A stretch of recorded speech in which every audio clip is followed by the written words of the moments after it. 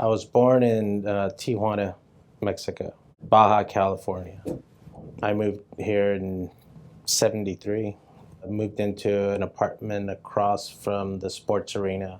I was looking for a job that the unemployment office had sent me. I was 16, 17 at the time.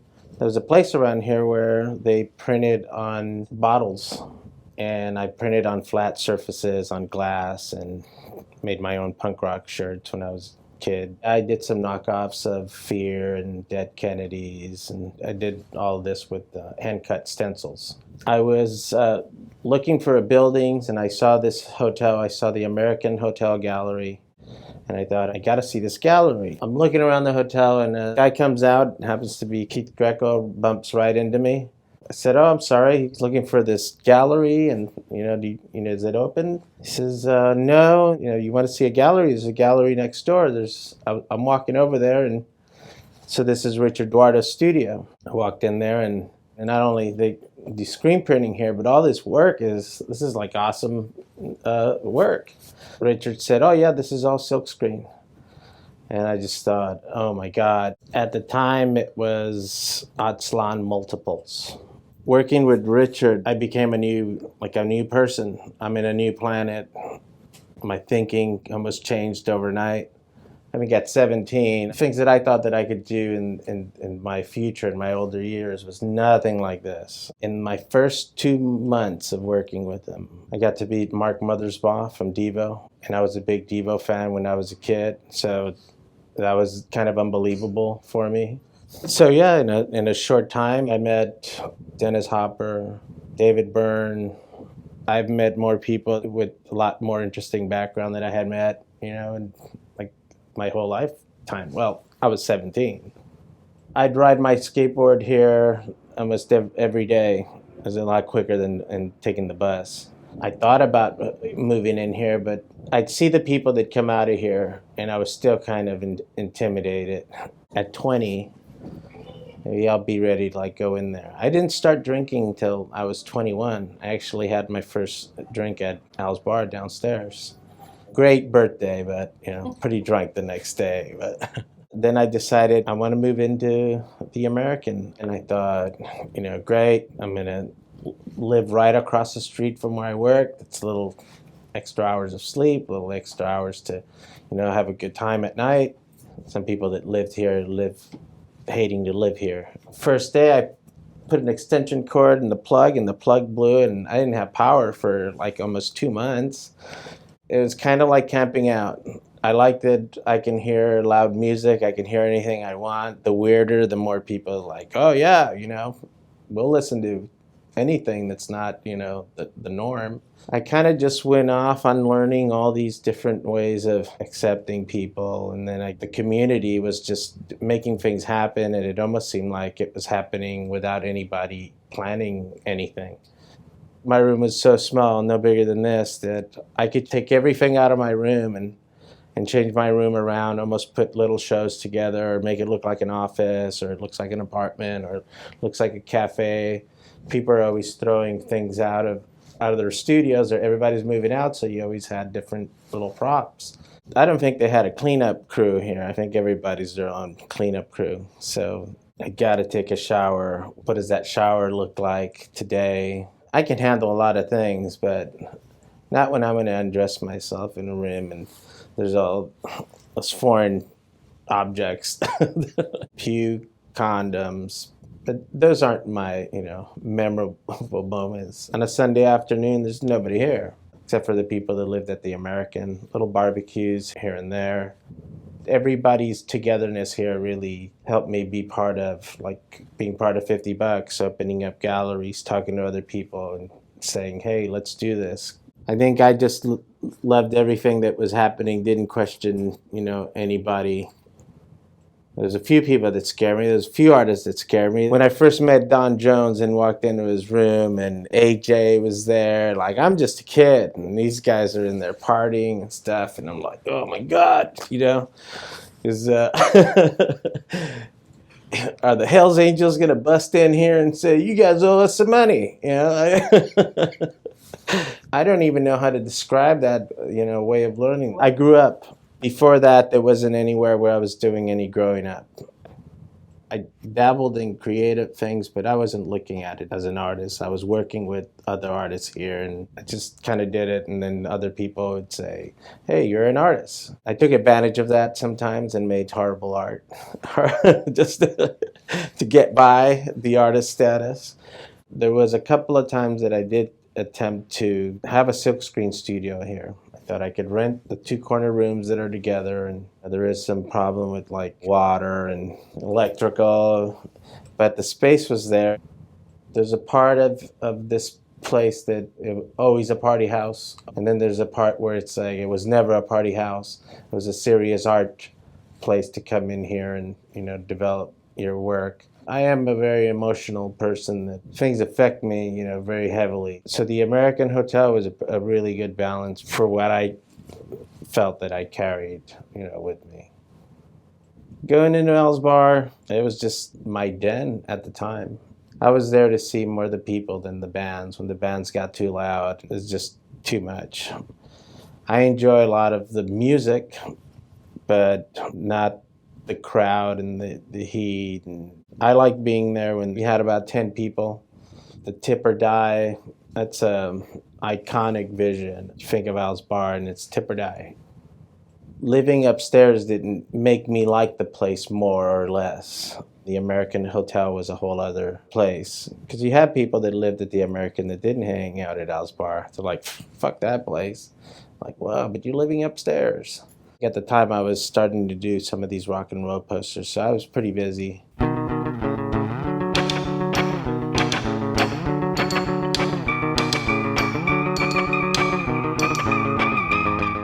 I was a workaholic. I was having fun. That was a big part of it. I just didn't want to go to a nightclub or a bar. And I don't go to a lot of places like that. I don't go to a lot of art openings. Going to one, it seems like I'm standing around doing nothing. I don't remember how I met Alberto, but he's like a brother to me. Some people say that we kind of look alike because we got the beard or we've done similar things.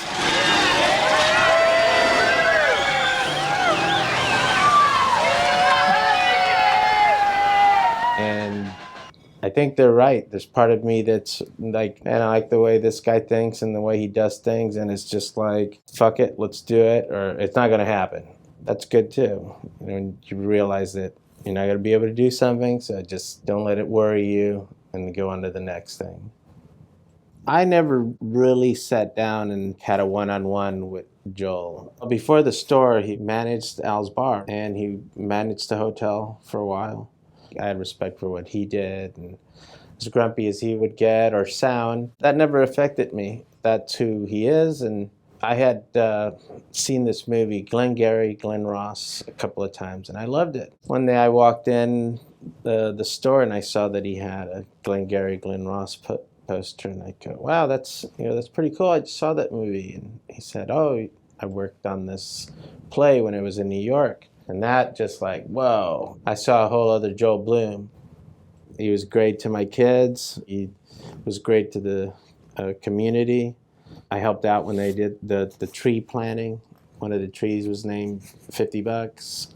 He saw what I would do, and he would really tell other people like, oh yeah, Rolo's doing a good thing, blah, blah, blah. He wouldn't necessarily come to me and say any of that. He planted a seed of me to be more concerned with community and how people relate to one another with the city, and what to watch out for, what's real, what's not real. When the city says you can't do that, when you really can. You help me grow up? Definitely. I remember John Jones walking around in his pajamas and glasses, hat, and people would call him Dr. Jones. He had his, the stuff that he sold, his little business card that just said stuff. I thought that was pretty clever. I met a few people here, but the older cats here, I wasn't going up and saying, hey, what's up? I wasn't that open. But I do remember the first time I went into his room, and I felt like I'm in the right place, but I don't understand all of this. I hadn't partied, hadn't been drinking. I just felt a little awkward, Now I look back and I know that in my neighborhood, when a younger group comes in and does new things, you either don't like it or you're okay with it. I think that they were okay with me being there, and that to me was a big, plus. I'm soaking all this in where I start having an appreciation for these people around me, whether they know I exist there or not. It's kind of like a little frightful to know that you can, do whatever the hell you want. I'm a risk taker, and I really learned that through being around here, being around the American and everybody come in here. I think you got to be a risk taker to be living down here. When I became part of 50 Bucks, that was more of like my understanding of what art is or what artists do.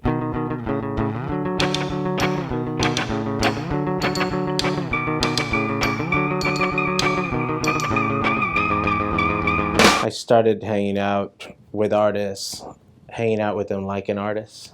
Todd Warren, he came out here from Seattle. 50 Bucks might have been part of the Starbucks thing that started in Seattle, and then it's like we're 50 Bucks. He lived here and he was a poet and did some performances. He wasn't from around here, and we liked new people. Every time somebody new came around the American Hotel, it's like, oh, who's this? It's kind of like a vortex here. I think it still is. Back then it was pretty strong. Emilio, he introduced me and says, hey, you want to be part of 50 Bucks? I'm like, it sounds cool. 50 Bucks just sounded like, yeah, I want to be part of 50 Bucks. I don't even know what it is. So he brought me up here and he says, we're starting a new thing. It's a new revolution. I'm going to throw some shows and it's not going to cost anything, but do you have any money? So we can get some beer. So I'm like, all right, I get it. This is pretty cool. It was about maybe 20 of us at one point. We just go out and we go to different parties and just kind of raise little hell, just young and stupid and adventurous. And there's a lot of things that I shouldn't have done back then, but still, it's part of, who everybody ended up being. One event was our potato salad contest and art auction. Beer and potato salad, that was the party. So when it started to dwindle, it was just like maybe a handful of us. They were just still hanging out. But everybody around here knew 50 Bucks. So I always thought I was part of 50 Bucks wherever, I went. If you were willing to be part of this crew, your art started to get better. Everybody hanging out started to get a better understanding of what we're looking at when we're making art. After this group was kind of dissolving, I thought this should be a 50 Bucks gallery. So I talked to Todd and we were all gung-ho about it. But after the first couple of shows, it was difficult because it was out of the spontaneous and more of the planning of an event. On the corner of 7th and Santa Fe, there's the bar. So it was the little space next to it. But it became so popular, and we decided to just put a door between the gallery and the bar. That worked out a lot better. That made it grow into the whole bottom floor. I didn't want to know what your art looked like, and I didn't want to know what your band played. But if you're willing to show your art, and you're willing to play on the date that there was this 50 Buck show, we put your name on there, and I didn't want to be a critic. My curating was waiting for that moment to happen, kind of keeping like a spiritual balance till that day. Then it was just kind of magical in a way. People would go there because they didn't know what was going to happen. We had jousting and chariot races. We took these trash cans, bolted on wheelchairs. Cops were driving by, they see us, they're just shaking their head and like, okay, another crazy event here in downtown. I remember this one girl, she was dressed all tight leather, beautiful. She goes, hey, I want to joust, with the winner. The guy was like 300 pounds. So they go straight into each other. The guy like closes his eyes, goes like this, misses her, and she whacks him. Doesn't knock him off. He's going like this, and so they turn around. Man, that girl was off that bike so quick. She got punched, slid, and a guy who was playing for the band 500 Blows fell in love with her and married her within like a year.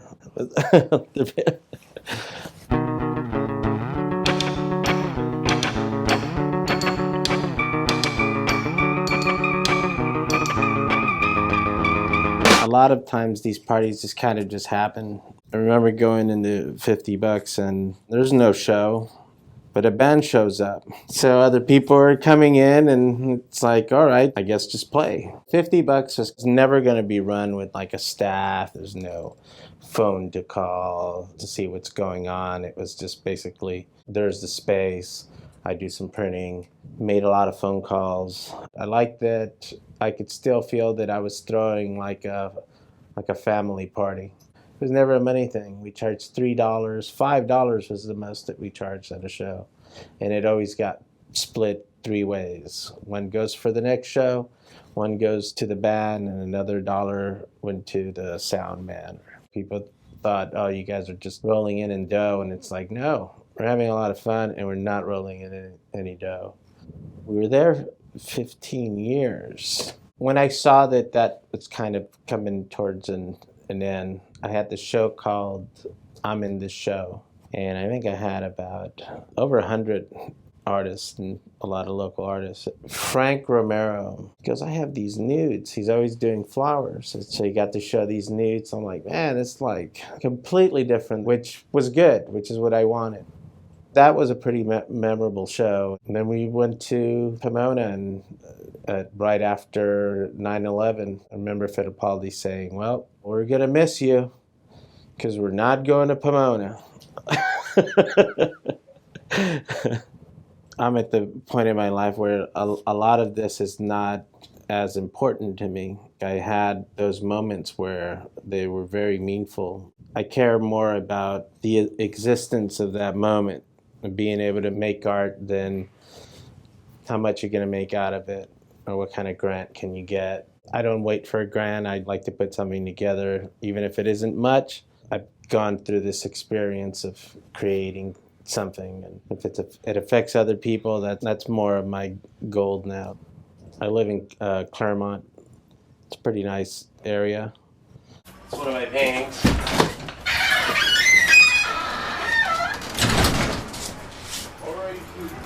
Chaz Bajorkas. I printed that with him about 25 years ago.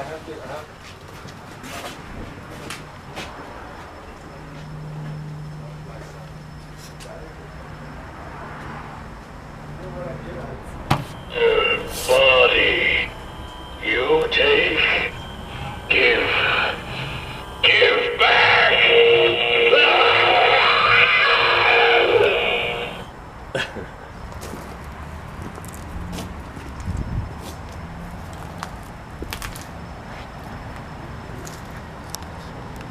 We lived here for about 3 years. This was part of the steam-operated art show at First Street Bridge in the LA River. It was by the First Street Bridge, but this went from one side of the river trench to the other. This is where it goes up, and then the trench would be in the center. And there's another piece, and that's at $50 in Pomona. I'll be taking this to the desert. This will be over that stage that I'm building. We're opening up a new gallery called ArtTrap.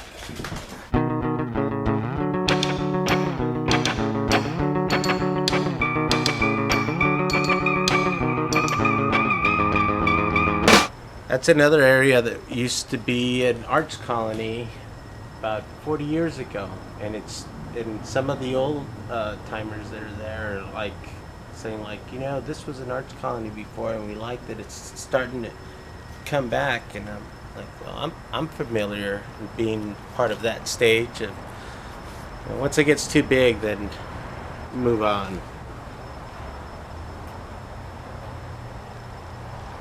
I feel a new energy there, but it's one that I develop. I got to motivate myself to get up in the morning and make art. Here it was easy. You got up and something was already kind of kick-started for you.